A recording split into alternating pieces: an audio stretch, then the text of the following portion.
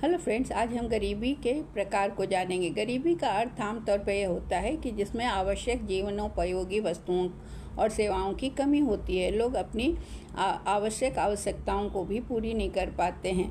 गरीबी दो तरह की मुख्य रूप से वर्गीकृत की गई है। पहला है सापेक्ष गरीबी। इस प्रकार की गरीबी का निर्धारण समाज में सामान्य जीवन स्तर की तुलना में किया जाता है और इसमें उन लोगों को गरीब माना जाता है जिनकी आय या जीवन स्तर समाज के औसत जीवन स्तर से कम होता है। मतलब इसमें तुलनात्मक अध्ययन किया जाता है। इसमें देशों का भी अध्ययन किया जाता है कि वो विकसित देश और अविकसित देश या अर्ध विकसित देश में लोगों के जीवन स्तर में कितना अंतर है, उसके आधार पर गरीबी का आकलन होता है।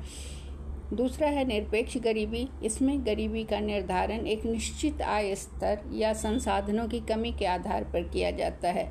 इसके आधार पर यह तय किया जाता है कि जो व्यक्ति जीवन की न्यूनतम आवश्यकताओं को पूरा नहीं कर पाता वह गरीब माना जाता है। विश्व बैंक के अनुसार प्रतिदिन $1.9 से कम आय वाले व्यक्ति निरपेक्ष गरीबी में आते हैं।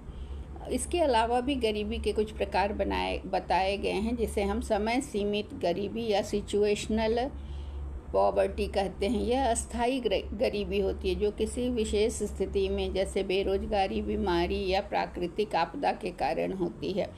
अगला है चिरकालिक गरीबी, क्रॉनिक पॉवर्टी जिसे कहते हैं। यह स्थायी या दीर्घकालिक गरीबी होती है जिसमें व्यक्ति या परिवार लंबे समय तक गरीबी में रहते हैं और उससे बाहर निकलने में असमर्थ होते हैं।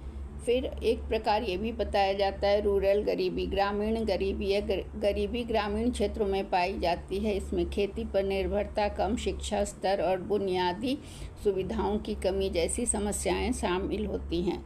फिर एक गरीबी शहरी गरीबी के नाम से जानी जाती है। यह गरीबी शहरी क्षेत्रों में होती है। इसमें आवास की समस्या, रोजगार की अनिश्चितता और सामाजिक सेवाओं की कमी शामिल होती है। गरीबी एक जटिल समस्या है और इसे हल करने के लिए बहुआयामी दृष्टिकोण की आवश्यकता होती है, जिसमें आर्थिक सुधार, शिक्षा, स्वास्थ्य सेवाएं, सामाजिक सुरक्षा जैसे प्रयास शामिल होते हैं।